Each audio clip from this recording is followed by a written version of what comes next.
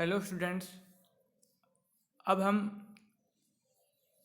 नया topic discuss करेंगे, वो है इलेक्ट्रिक डाइपोल। जैसे इसके वर्ड में ही डाइपोल है, तो डाइपोल का मीन्स क्या हुआ? डायन टू, और पोल यानी जैसे हम अगर बात करें पोल, अर्थ के दो पोल है, साउथ पोल और नॉर्थ पोल, दोनों अपोजिट हैं। तो यहाँ पे अब अगर पोल की बात करें हम, तो यहाँ पे होगा दो चार्ज, एक पॉजिटिव होगा एक नेगेटिव होगा। उनका अमाउंट सेम होगा, वो कुछ डिस्टेंस पे रखे होंगे, और हमें यहाँ पे दो कंडीशन डिस्कस करेंगे। एक तो उसकी एक्सियल लाइन पर इलेक्ट्रिक फील्ड की इंटेंसिटी क्या होगी, दूसरा होगा इक्वेटोरियल लाइन पर इलेक्ट्रिक फील्ड इंटेंसिटी की डायरेक्शन क्या होगी, उसका मैग्नीट्यूड क्या होगा।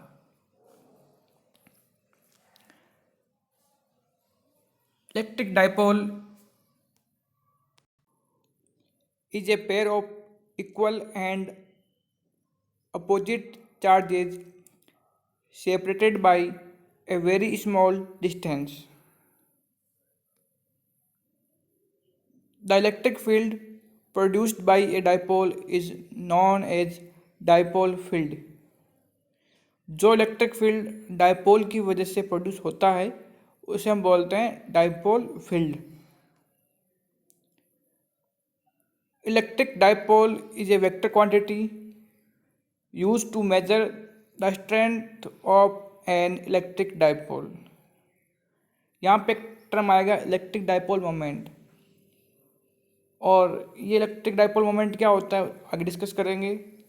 ये वेक्टर क्वांटिटी होती है, उसकी डायरेक्शन पहले से फिक्स होती है। यहाँ पे देखने वाली बात है कि केमिस्ट्री में कुछ अलग होगी और फिजिक्स में कुछ अलग होगी, लेकिन बाकी सब कुछ फिनोमिना सेम होता है। यहाँ पे देखो माइनस क्यू चार्ज लिया है एक, और एक प्लस क्यू लिया है, दोनों का अमाउंट सेम है यानी मैग्नीट्यूड सेम है, और अपोजिट चार्ज हैं, और ये सेपरेटेड हैं 12 डिस्टेंस से। और यहाँ पे देखने वाली बात है कि ये जो P है ये डाइपोल मोमेंट है, और इसकी डायरेक्शन हमेशा नेगेटिव टू पॉजिटिव होती है फिजिक्स में।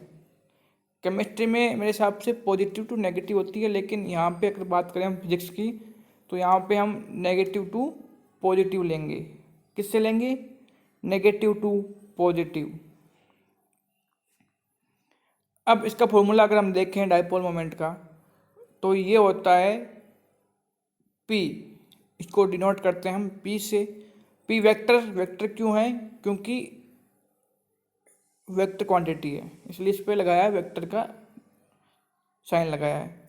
अब देखो इसको डिनोट कैसे करते हैं, इसका फॉर्मूला क्या होता है? फॉर्मूला ये होता है कि जो दो चार्ज है हमारे पास,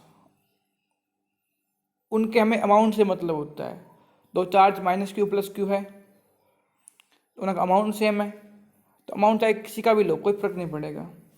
तो अमाउंट कितना हो गया? क्यू इंटू 2L, और 2L यहाँ पे क्या है? इनके बीच की डिस्टेंस है। तो फॉर्मूला क्या होता है डाइपोल मोमेंट का? P equal to Q into 2L, और अगर हम ऐसा बोल दें P equal to 2LQ। The magnitude of electric dipole moment is the product of magnitude of either charge and the distance between the two charges. जैसे हमने पहले बताया था कि यहाँ पे मैग्नीट्यूड से मतलब होता है दोनों का मैग्नीट्यूड सेम होता है, तो हमें किसी एक का मैग्नीट्यूड काम में लेना है। क्यू ले लिया इंटू 2L, इनके बीच की डिस्टेंस है, और डायरेक्शन नेगेटिव टू पॉजिटिव होती है। The direction is from negative to positive. The SI unit of P is coulomb metre. देखो अगर हम इस फॉर्मूले से फाइंड करें तो Q क्या होते हैं? कूलाम इंटू 2L, तो 2 का तो कोई यूनिट नहीं होता, L का होगा मीटर, तो क्या होती है? कूलाम इंटू मीटर, इसकी यूनिट होती है किसमें? SI में।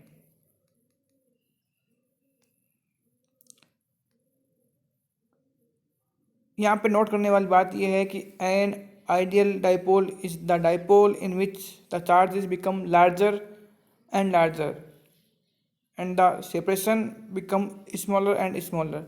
यहाँ पे एक आइडियल अगर डाइपोल की बात करें तो स्मॉल जो चार्ज है वो बहुत बड़े होते हैं, जितने बड़े होंगे, समझ रहे हो, तो उनके जो बीच में डिस्टेंस है वो उतनी छोटी होती जाएगी अपने आप। क्योंकि देखो अगर हम बात करें कि चार्ज बहुत बड़ा होगा तो डिस्टेंस के मुकाबले बहुत कम हो जाएगी, क्योंकि उसका रेडियस बहुत बड़ा होता जाएगा और उसके मिड सेंटर से डिस्टेंस है वो बहुत बड़ी हो जाएगी।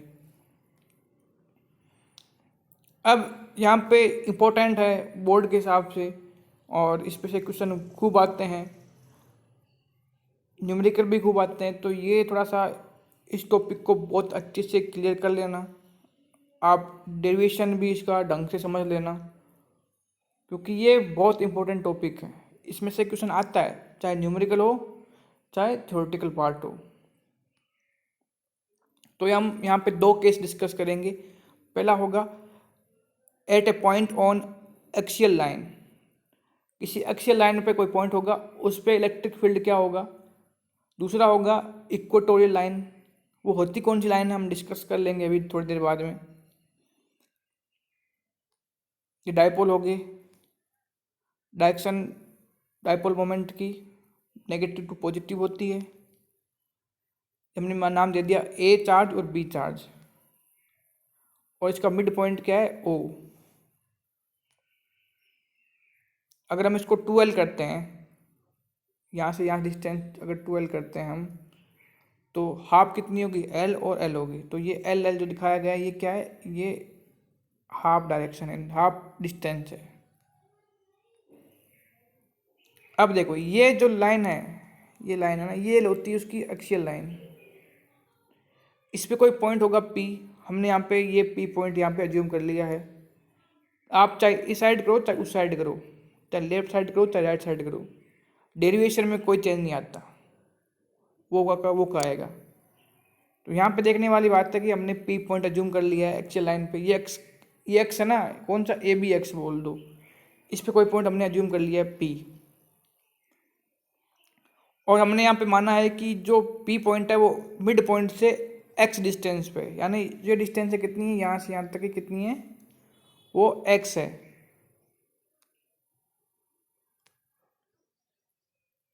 अब देखो पहली बात, अगर हम बात करें दो चार्ज हैं, तो इलेक्ट्रिक फील्ड फाइंड करने के लिए सीधा सिंपल ये होता है कि जिस पॉइंट पर अगर हमें इलेक्ट्रिक फील्ड फाइंड करना है तो हम वहाँ पे 1 कूलम्ब का चार्ज रखे, वहाँ पे फोर्स निकाल लें, फोर्स फाइंड कर लें, तो अपने आप जो फोर्स आएगा वो इलेक्ट्रिक फील्ड के बराबर होगा। ध्यान रखने वाली बात यहाँ पे ये है कि जिस पॉइंट पे हमें इलेक्ट्रिक फील्ड फाइंड करना है वहाँ पे 1 कूलम्ब का चार्ज रखे, हमें कूलम्ब्स लॉ के अकॉर्डिंग फोर्स की वैल्यू फाइंड कर लेंगे तो वो अपने आप इलेक्ट्रिक फील्ड की वैल्यू हो जाएगी। देखो फॉर्मूला क्या है, E इक्वल टू क्या होता है, एफ अपॉन क्यू नॉट, और क्यू नॉट यहाँ पे क्या है, टेस्ट चार्ज। अगर क्यू नॉट को हम 1 कूलम्ब कर देंगे तो E इक्वल टू एफ हो जाएगा। वही मैं बोल रहा हूँ, मैं थोड़ा थ्योरेटिकल बोल रहा हूँ और ये फॉर्मूले से आ रहा है। तो अब देखो यहाँ पे देखने वाली बात यहाँ पे ये है कि इस P पॉइंट पे इन दोनों चार्ज का इफेक्ट क्या आएगा वो देखना जरूरी है। पहले हम बात करें प्लस क्यू का, तो प्लस क्यू, और अगर P पॉइंट पे क्यू नॉट चार्ज है, हमने कहा क्यू नॉट जो टेस्ट चार्ज होता है वो हमेशा लेते हैं पॉजिटिव, तो ये भी पॉजिटिव है और ये पॉजिटिव होगा तो ये क्या करेगा, इसको रिपल करेगा, और रिपल्स का मतलब क्या होगा, ये इसे दूर भागेगा। तो यहाँ पे जो ई भी दिखाई गई, यहाँ पे ई भी, ये डायरेक्शन इस तरफ होगी, इसको रिपल करेगा। कौन सा, बी चार्ज, यानी प्लस क्यू चार्ज को इस पॉइंट पर अगर कोई क्यू नॉट चार्ज होगा तो उसको रिपल करेगा, तो इससे दूर भागेगा, तो डायरेक्शन अपने आप क्या होगी, दूर जाने वाली। अगर हम बात करें इस माइनस क्यू नॉट की, तो माइनस क्यू की बात करें तो यहाँ पर अगर क्यू नॉट रखा होगा तो क्या होगा, पॉजिटिव है, ये नेगेटिव है भाई, क्यू नॉट तो पॉजिटिव है और जो ए पे चार्ज है वो नेगेटिव है, तो इसको क्या करेगा, अट्रैक्ट करेगा। अगर अट्रैक्ट करेगा तो क्या होगा, डायरेक्शन होगी वो किस तरफ होगी, इस तरफ होगी। तो यहाँ पे डायरेक्शन दिखाई गई है ई ए और ई बी की। अब देखने वाली बात यहाँ पे है कि ग्रेटर कौन सा होगा, ए बी ग्रेटर होगा या ई ए ग्रेटर होगा। ए बी ग्रेटर इसलिए होगा क्योंकि डिस्टेंस कम है बी और पी के बीच में। ध्यान रखने वाली बात यहाँ पे बी पी डिस्टेंस कम है ए पी के मुकाबले, दिख रहा है हमें डायग्राम से। तो हम जानते हैं एफ इक्वल टू क्या होता है, K Q naught upon R square, ये तो फोर्स है। और हमने यहाँ पे क्या कहा है कि अगर हमें इलेक्ट्रिक फील्ड फाइंड करना है तो क्यू नॉट को हम क्या कर देंगे, 1 कूलम्ब कर देंगे, और जो फोर्स होगा वो अपने आप इलेक्ट्रिक फील्ड में चेंज हो जाएगा। तो जितना अगर हम देखें कि फोर्स होगा उसी के रेशियो में इलेक्ट्रिक फील्ड होगा। यहाँ देखो आर स्क्वायर है, जितनी डिस्टेंस कम होगी उतना ही फोर्स ज़्यादा होगा, जितना ही फोर्स ज़्यादा होगा उतना इलेक्ट्रिक फील्ड ज़्यादा होगा। तो यहाँ पे अगर बात करें तो जो ई बी है ना, due two plus Q charge electric field plus Q due two plus Q charge greater होगा देन टू ई ए। तो अगर हम बात करें, देखो इस पी पॉइंट पे इक्विवेलेंट इलेक्ट्रिक फील्ड क्या होगा, ई बी माइनस ई ए। इलेक्ट्रिक फील्ड वेक्टर क्वांटिटी है तो डायरेक्शन भी यहाँ पे इम्पोर्टेंट रोल करती है। इम्पोर्टेंट रोल का मतलब यहाँ पे ई बी अपोजिट है और ई ए और ई बी दोनों अपोजिट है डायरेक्शन में। तो हम अगर इक्विवेलेंट निकालेंगे तो ई बी माइनस ई ए होगा। अब हम बात करें resultant electric field intensity at the point P is E P equal to, vector में हम लिखते हैं simple E A plus E B, इसमें डायरेक्शन अपने आप इंक्लूड है, वेक्टर में कभी आपको नेगेटिव लगाना नहीं होता। लेकिन अगर हमें मैग्नीट्यूड चाहिए तो हमें वहाँ पे नेगेटिव दिखाना पड़ेगा। तो देखो E P equal to E B minus E A. अब ई ए फाइंड करने के लिए हमें क्या करना पड़ेगा, हमने यहाँ पे कहा था कि फोर्स फाइंड कर लो, और फोर्स फाइंड करने के लिए कि उस पर जो पी पॉइंट है उस पर 1 कूलम्ब चार्ज रख दो तो अपने आप इलेक्ट्रिक फील्ड आ जाएगा। तो हम वैसे भी जानते हैं कि ई ए ना इस चार्ज माइनस क्यू चार्ज की वजह से उस पी पॉइंट पे इलेक्ट्रिक फील्ड इंटेंसिटी क्या होगी। तो देखो फॉर्मूला हमारे पास ये रहा, ये के की वैल्यू है, आप सिंपल के भी लिख सकते हो, उसको 1/4 पाई एप्सिलॉन नॉट को के लिख सकते हो। तो के क्यू, चार्ज कितना इसका क्यू है, ये क्यू चार्ज है, और डिस्टेंस कितनी है, सबसे बड़ी बात यहाँ पे डिस्टेंस है। तो देखो हमें यहाँ से यहाँ तक की डिस्टेंस फाइंड करनी है ए से पी के बीच में। अब देखो ये कितनी है यहाँ पे, ये है एल, और ये कितनी है यहाँ पे, ये है अपने पास एक्स। तो टोटल कितनी हो जाएगी, एक्स प्लस एल। अब फॉर्मूला क्या होता है, आर स्क्वायर होता है, तो एक्स प्लस एल का होल स्क्वायर हो जाएगा। आई कैप आप डायरेक्शन दो मत दो, कोई जरूरी नहीं, यहाँ पे अगर हमें मैग्नीट्यूड निकालना है तो ये तो दे रखी है, कोई बात नहीं, आप मत दो, कोई फर्क नहीं पड़ता इस चीज़ से। अब ई बी निकालना है तो वही फॉर्मूला, चार्ज कहाँ रखा है, यहाँ पे ये रहा, पी पॉइंट कहाँ पे, ये रहा। अब हमें डिस्टेंस क्या निकालनी है, बी पी, यानी ये डिस्टेंस निकाली यहाँ से यहाँ तक की बी पी निकालनी है। बी पी निकालने के लिए हम क्या करेंगे, देखो ये कितनी है x, और ये कितनी है यहाँ से यहाँ तक की l। तो हम क्या करेंगे, यहाँ पे हमें निकालनी है ये, तो हम क्या करेंगे x माइनस एल, ये तो r हो गया लेकिन इसका स्क्वायर भी करना पड़ता है फॉर्मूले में, तो x माइनस एल का होल स्क्वायर हो गया।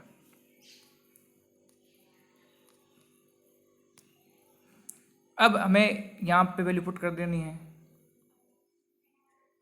हम वैल्यू पुट करेंगे तो E P equal to E B की वैल्यू ये रही और ई ए की वैल्यू ये रही, दोनों वैल्यू पुट करेंगे। यहाँ पे ध्यान रखने वाली बात है कि ई ए में वेक्टर मत लगाओ, आपको हमें मैग्नीट्यूड पहले फाइंड कर लेते हैं, वेक्टर तो बाद में देख लेंगे। वेक्टर का तो सिंपल है, इतना कोई है नहीं कि हम बाद में भी देख लेंगे। पहले यहाँ पे देखो मैग्नीट्यूड की बात करेंगे, तो आप चाहे ए आई यहाँ पे आई कैप मत लगाओ, है ना। तो अब देखो दोनों में चार्ज क्यू क्यू है, तो यहाँ पे भी क्यू आएगा और यहाँ पे भी क्यू आएगा। अगर हम यहाँ पे वैल्यू पुट कर देते हैं ई ए और ई बी की, तो क्या होगा 1/4πε0 q upon x minus L का whole square minus q x plus L का होल स्क्वायर। इसको सोल्व करते हैं, आप सोल्व करना क्या आता है। देखो सोल्व करने वाली बात क्या है, इसको ओब्लिक क्यू मल्टीप्लाई कर दो, जो बचता है वो बच जाएगा, जो रहेगा वो रह जाएगा। यहाँ पे अगर देखो हम सोल्व करते हैं इसको, तो क्या होता है, देखो ये जो क्यू है वो एक्स प्लस एल इधर मल्टीप्लाई होगा और ये इधर मल्टीप्लाई होगा और नीचे वाला अपने आप मल्टीप्लाई होगा। तो नीचे में क्या है, फॉर्मूला लग जाएगा कौन सा, ए माइनस बी और ए प्लस बी इक्वल टू क्या होगा, ए स्क्वायर माइनस बी स्क्वायर। वो फॉर्मूला में यूज करना है यहाँ पे। देखो कैसे करेंगे इसको, देखो अब देखो आप इसको सोल्व कर लेते हैं। नीचे वाली टर्म में सोल्व कर रहा हूँ, एक्स माइनस एल का whole square X plus L का होल स्क्वायर। अगर हम इसको लिख सकते हैं क्या, एक्स माइनस एल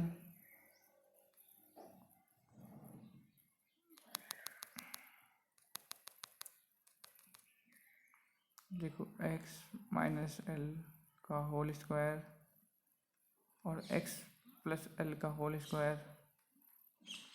इसको हम ऐसे लिख सकते हैं, देखो एक्स माइनस एल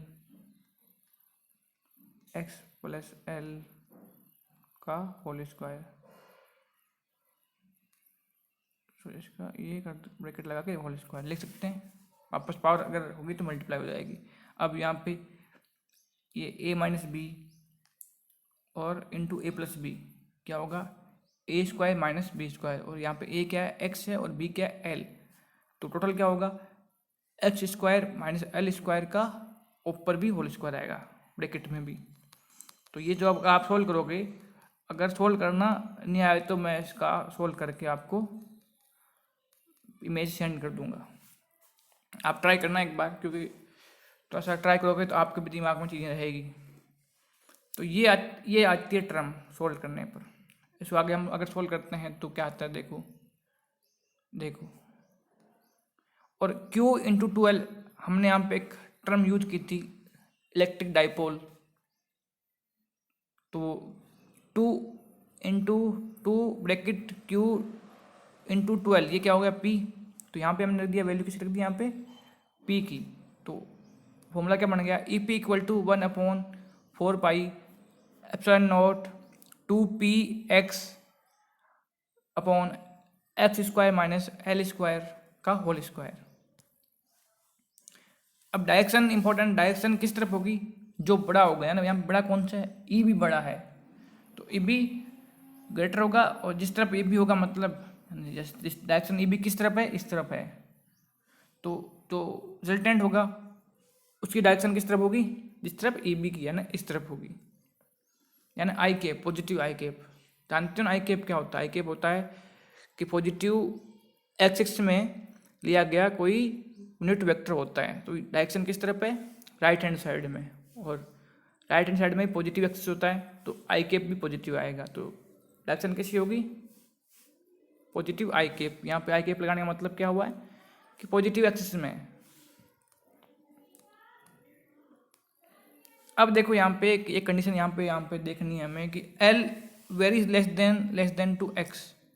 अगर ये जो x है बहुत बड़ा हो, ठीक है, बहुत बड़ा हो, मतलब हम यहाँ पे L को 0 कर सकते हैं, 0 नहीं है लेकिन लगभग 0 के बराबर है, तो हम 0 मान सकते हैं इसको। तो अगर हम नीचे वाली कंडीशन में यहाँ पे, ऊपर वाली में एक्स को जीरो नहीं कर सकते क्योंकि मल्टीप्लाई में है, यहाँ पे माइनस में। जैसे अगर हम एग्जांपल बात करें कि 4 माइनस 0.001 कर दें, ऐसा कर दें कि 4 माइनस 0.00001 कर दें तो क्या आता है 3.9999 आता है। और इसका स्क्वायर करेंगे तो अप्रोक्स 16 ही आएगा, 15 पॉइंट कुछ आएगा, वो अप्रोक्स 16 है। तो मैथमेटिक्स में इतना चल जाता है। ऊपर वाली कंडीशन में नहीं चलेगा, लेकिन नीचे वाली कंडीशन में हम यहाँ पे कंपेयर कर रहे हैं एक्स और एल को, तो हम इसी टर्म की बात करेंगे। ऊपर एक्स एल नहीं है तो वहाँ पे हम बात नहीं करेंगे। तो नीचे एक्स और एल है तो हम केवल इस टर्म की बात कर रहे हैं। तो यहाँ पे X very greater than two L है तो हम एल को लगभग जीरो मान लेंगे। जब एल को जीरो मान लेंगे तो क्या होगा, देखो एल को जीरो मान लेंगे तो क्या होगा, यहाँ पे देखो 2px ऊपर है, एल जीरो हो गया तो एक्स की पावर 2, यहाँ पे देखो अंदर एक्स पावर 2 और बाहर भी पावर 2 है तो मल्टीप्लाई हो गई 2 इंटू 2 4 होगा, और एक्स की पावर 4 हो गई, ऊपर एक्स है तो एक्स से एक एक्स कट जाएगा, मतलब एक्स की पावर 3 नीचे बच जाएगी। और ये जो है ना ये होता है रिजल्टेंट। तो इसको लिखने का तरीका क्या होता है, इसको हम ऐसे लिखते हैं कि E इक्वल टू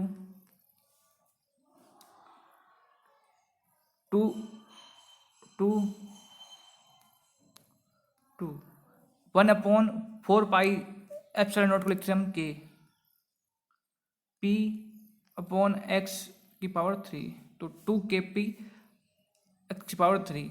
और किस तरफ होगा, डायरेक्शन किस तरफ होगी, अगर डायरेक्शन की बात करेंगे हम तो वेक्टर लगाना है हमें तो हम यहाँ से लिख सकते हैं, देखो इसको the direction of electric field intensity at a point on the axial line due to dipole is always along the direction of the dipole moment. जिस तरफ डाइपोल मोमेंट की डायरेक्शन होती है हमेशा एक्सियल लाइन पर इलेक्ट्रिक फील्ड इंटेंसिटी डायरेक्शन उसी के along होगी। वापस सुनना, जो डायरेक्शन डाइपोल मोमेंट की होती है किस तरफ होती है, नेगेटिव टू पॉजिटिव। तो किसी भी पॉइंट पर, एक्सियल के किसी भी पॉइंट पर इलेक्ट्रिक फील्ड इंटेंसिटी डायरेक्शन किस तरफ होगी, जिस तरफ डाइपोल मोमेंट है ना, नेगेटिव टू पॉजिटिव हमेशा। एक्सियल लाइन की बात कर रहा हूँ मैं यहाँ पे, पहली कंडीशन कौन सी थी, एक्सियल लाइन पे हम उसकी बात कर रहे हैं। एक्सियल लाइन पे हमेशा इलेक्ट्रिक फील्ड इंटेंसिटी की डायरेक्शन डाइपोल मोमेंट के अलोंग होती है, और डाइपोल मोमेंट की डायरेक्शन क्या होती है, नेगेटिव टू पॉजिटिव। तो एक्सियल लाइन पर हमेशा direction of electric field intensity is negative to positive होगी। अब जो इसका अगला केस है वो हम कल डिस्कस करेंगे। पहले आप इसको पूरा सोल्व करो, समझो, बहुत इम्पोर्टेंट है। एग्ज़ाम में अक्सर क्वेश्चन आते हैं इसके, न्यूमेरिकल या फिर थ्योरेटिकल पार्ट। इसका डेरिवेशन भी आ सकता है। जो अगला जो है इक्वेटोरियल लाइन का, हम वो अगली क्लास में डिस्कस करेंगे। पहले आप इसको सोल्व करो, समझो कहाँ प्रॉब्लम आ रही है, कि कोई स्टेप कोई मिस्टेक हो रहा है, या प्रॉब्लम आएगी आप अगर सोल्व करते तो पूरा, क्योंकि पूरा मैथमेटिक्स पार्ट है तो बायोलॉजी वालों को थोड़ा सा मेहनत करनी पड़ेगी इस पर। ठीक है, तो अगला टॉपिक हम अगली क्लास में डिस्कस करेंगे।